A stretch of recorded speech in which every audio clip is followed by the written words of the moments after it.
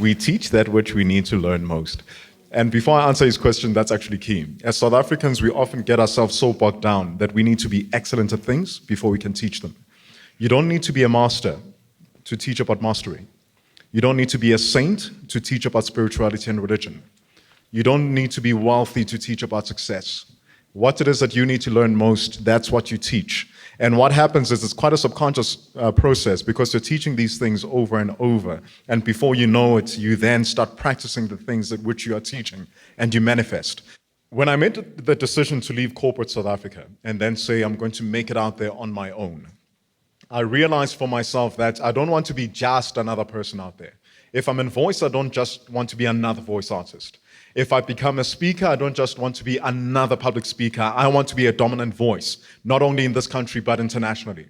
And therefore, I made a conscious decision that for me to achieve that, I need to work with the best in the world. 2 years ago, I had an opportunity to work with a man that was actually responsible for me leaving my corporate job, and his name was Les Brown. I don't know if you guys know Les Brown, all right? Les Brown, I listened to his stuff, and I kid you not, 6 months later, I resigned from my job because of the messages which he was putting through. In the back of my mind, I thought what I would give to share the stage with that man and open for him someday. 6 months later, I met Les Brown.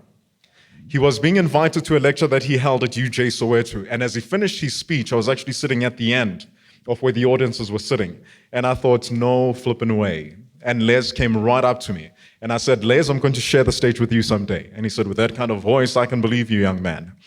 Okay. So for me, that was absolutely mind-boggling. Okay. But fast forward 4 months later, I had an opportunity to work with Les Brown for 12 months on a one-on-one basis.